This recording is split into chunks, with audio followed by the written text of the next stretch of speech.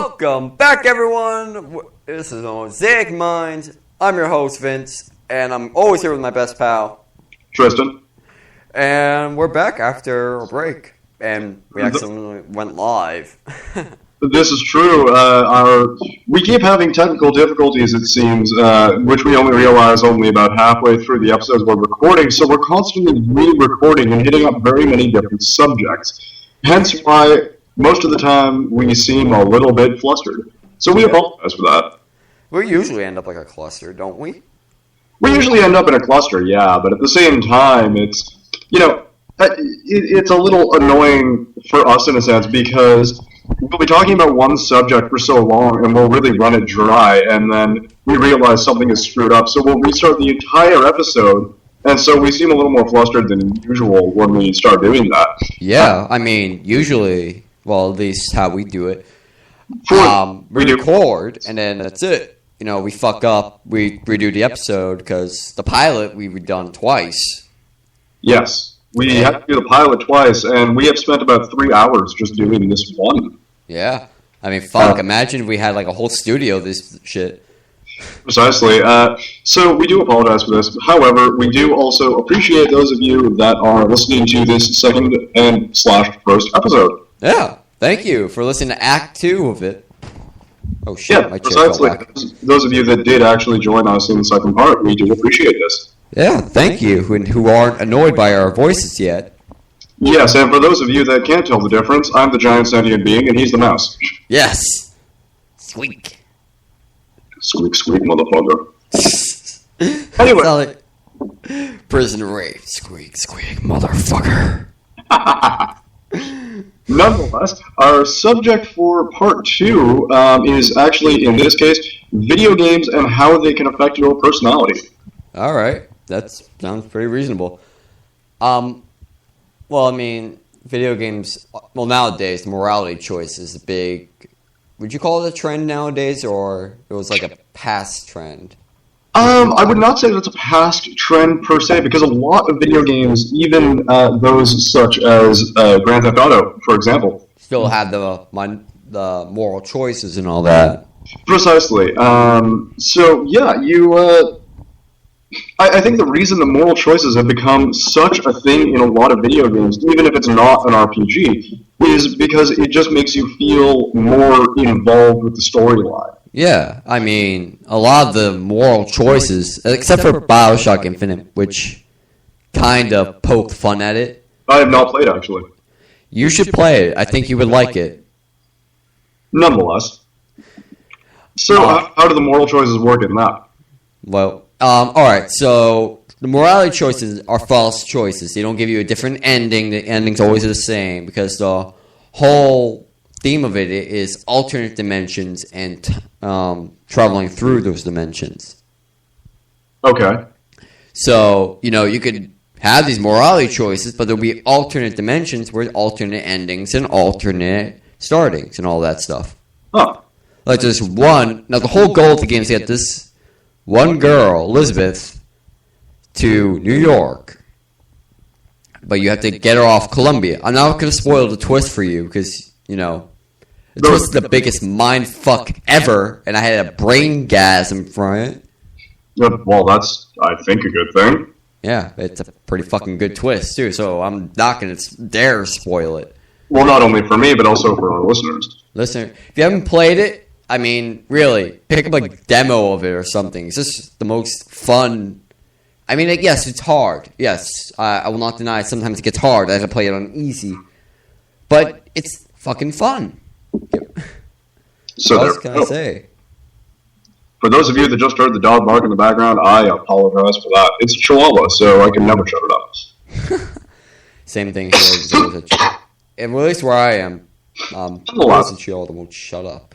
So, how do you think that video games have changed you at all? I think video games have made me more a morally correct person, I think. Like, I don't know, maybe more divided, maybe more charm, maybe add more to my charisma, because when I'm in a video game, at least when I play Fallout, I'll use Fallout as an example. In Fallout, I have high charisma, high intelligence, high luck, which is an example or a reflection of what I would like to have. Yeah. I have moderate strength, like I could, just above average, just above average. I have shitty agility, which I don't mind because I'm not jumping through the fucking wasteland. And also I have a moderate perception. Okay.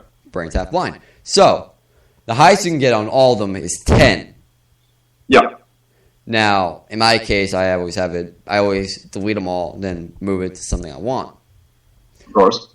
So, luck always goes, then it's intelligence, then it's charisma, then it's perception. I go from there. So, I think because I reflected that so much and I played Fallout so much, maybe it kind of morphed into me. Like, when I started, I was naive and dumb, but then, I feel I have more intelligence because of what the game is, or what happened around the time when I started to get the game. I started to learn more, or I had better luck because, I asked you want to do the podcast, and you're like, sure, instead of wondering, asking a million questions about it and doing it for money or whatever. You want to do it for shits and giggles. Precisely. Actually, I find that is one thing I really enjoy about video games, is that if you have a new game, for example, and you've never played it before, but you heard really good things about it, I think that my favorite thing about them is just learning the new universe around you and learning tricks and things like that. I love. When I was younger, I always played the tutorial levels over and over again. Like, I would delete saves just to play the tutorial. Really? Because they were just so fun. Because, you get introduced to all these new enemies. You get to introduce all these tactics.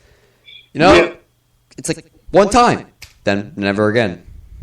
Yeah, that is true. I would say one thing that has really helped me out in life when it comes to video games is I used to be very antisocial and not really into doing a whole bunch of things. One day when I was just really in a bad mood, like I just was not having a good time, so to speak, It wasn't because of playing a video game, it was just in general. Life happens. Shit happens. Exactly. My older brother actually helped me out with my social anxiety quite a bit, in the sense where he gave me a very, very good analogy. And what we did is we were sitting down, we were having tea, and he said, okay, you and I have been raised on video games. Like, that pretty much almost raised us, in a sense, more than our parents, in a technicality, because we were just so involved with them. So, these have affected us for our entire life. We've always been huge fans of video games. And he said, okay, so you know how in an RPG you have this character that you really love, and sometimes, you try and do the things in the RPG that, you would do in real life. Like, if you're faced with this random NPC that comes up to you in an RPG, and they're like, hey, my village is burning down, can you help me out? You can really have the choice of help this guy out or just fuck off and be like, no, I'm not going to help you. Like, there's no point. Which is really, I always try and do the thing that I would do in real life. In this case, I would help the guy out because I'd be like, well, I want to be a good Samaritan. Because, usually there's some sort of reward in that, and it just makes you feel like, yeah, I just did this. I just saved a fucking village from a burning dragon after 2 months of it attacking. Precisely. So, nonetheless, what he said was, imagine yourself on a character selection screen in a video game. And he said, how would you be able to make your life more interesting? How would you be able to make your skills more varied in real life? Where, if you were a character on a video game selection screen, what would you be able to do to make someone be like, I want to play as this guy? And I guess you found that because, you're very social. You're very relaxed during this whole thing. Yeah, I'd say I'm pretty relaxed. I've become more social over time, and if anything, I started thinking of life more as a video game, which is a little odd, maybe, but it has helped me through very many challenges in my life. For example, for the listeners that don't know this about me, because chances are majority of you don't, I serve part-time in the military. As we've referenced many times that you worked in the military, too. Have we really referenced it that much? I think we referenced like twice in the last episode. Maybe. Nonetheless. So that sort of a thought process has really helped me get through some of the toughest training that I've ever done. For example, if I wasn't thinking of life like a video game, then I would not have been able to sleep on a rock in the rain for a week. But I did do that. And Straightens your back. What? It straightens your back. Yeah. It did certainly do that. And Lead to uncomfortable back pains for the rest of your life. Well, I was on very little sleep at the time, and thinking of life as a video game really helped me push through that and be like, you know what, this is going to end eventually. This is just a difficult level. Remember, you don't get older, you level up. Exactly. And when I was done that course, corpse? What were you doing to a corpse? Course. You said corpse again. No, I said course. Oh, all right. Like, a training course? Yeah, I know what you mean. I thought you said corpse. I did not say corpse. Anyway, so when I was finished that, I sent my brother a text at the time, and I said, hey, I just finished this, and he's like, hey, you hear that really awesome sound? And I'm like, what awesome sound? He's like, you just leveled up. Booyah! So we started having fun with referencing, achievements and things like that in video games, and we started naming random things for achievements. Like example, one I think I sent my brother a text after I was done my basic training, and I said achievement unlocked, basic up. Basic up. What is there intermediate training too, or is it just advanced after that? Well, generally what happens is you do your basic course, you do your soldier's course, and then you do your trade course. And that's about as far as I'm going to go into the subject right now, because I'd rather not bore any of our listeners with that. We have to make this as a comedy and entertainment. We don't want to hear about military stuff. Exactly, and I'd rather not talk shop whatsoever doing this. Nonetheless, so that's a little bit of a piece of information for those of you that want to know who this person is more. He's just a giant bear. He's making shit up. Yeah, exactly. I'm sorry. My name is Baloo, actually. Chill Oakley on Thursdays. He works at Coco, the rapist clown. There's also Jimenez, the rapist clown, who was referenced in the pilot. Nonetheless, so yeah, going back to the video game thing. Yeah. I find that video games have really helped me have, in a sense, more of a grasp on problem solving and reality in and of itself, because if you think of life as a video game, then you'll notice that life actually becomes kind of easier, because you don't sit there thinking like, oh crap, like this really bad thing is happening to me or whatever. You're like, okay, cool, here's a challenge that I have to get through, and after I get through it, I'm going to get experience points, and then I'm going to level up later on. Doo-doo-doo. Precisely. See, that's the sound you have to hear. When you level up, that's the sound you hear. Doo-doo-doo. But yeah, so what my brother and I did was we ended up getting Dungeons and Dragons sheets. Like it's a campaign called D20 Modern, in which case everything is taking place in modern day. Mm-hmm. So we got these character sheets, and we started filling out like our stuff. And we were like, okay, what skills do we have? What have we been trained to do? What have we done in our life? Things like that. And so we're writing down the skills that we have.